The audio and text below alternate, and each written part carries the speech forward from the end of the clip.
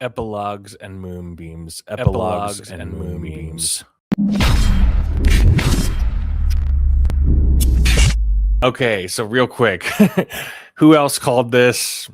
Took me a couple seconds and I was like, yeah, she's probably Prego. And I just have to say, I love Robert Kirkman for his just allowing family to exist, allowing families to exist in any universe that he creates. And I did love this scene. I do love Mark Hamill in this role. I think he does a really great job at it. And I do love how he just, forces him to step back and say, no, wait, this is the reason why you're having this guilt is because you're you and not your father.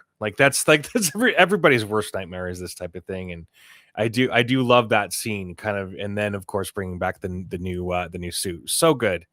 I love the, I love this show. It's probably my favorite thing that's come in the last 10 years. And so this whole episode is about trying to make the world a better place. The world exists as heaven, right? We get when we get later into hell, and they're talking about that. But this whole episode is about that, I believe, and it sure seems that way. Now, there's of course things you can contest and things like heaven is heaven, and but I do, a part of me does like the idea of the earth becoming heaven, but it's just something to be considered and beautiful. But he's talking about, Invincible 1 to make the world a better place. And it's just, so that's what this whole episode is really about. And it's about remembering who he is. Cause at the end, he's got his new suit. He's got the old suit on. So he's bringing, it's like the old Spidey suit. And who knew that hell would just be a bunch of mountain valleys and rivers and lakes and all kinds of diverse terrain that is lava. And I also did want to point out something pretty cool, that Bruce Campbell is playing Satan. That's pretty funny thing there. Just having Bruce Campbell come in here. I do love how Invincible is bringing a lot of A-list and slash B-list talent in here. But yeah, Lucifer's the good guy. Satan's the good guy in this. Okay, but it does expand quite a bit on the story.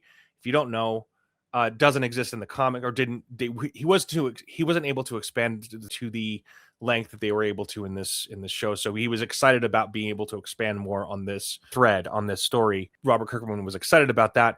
When they first introduced this thread, who thought that they were going to have Satan inhabit Invincible, or Satan inhabit or take over Omni-Man? Like, that was something that seemed like what was probably going to happen, or what seemed like what was going to happen. And it was cool to kind of have it open up into this whole separate world. Like, I did love that. Really good episode, very unique, very different, all underground. But you see Invincible realize that he's, or at least trying to grasp onto what he was before, whereas kind of still keeping a toe in his angst.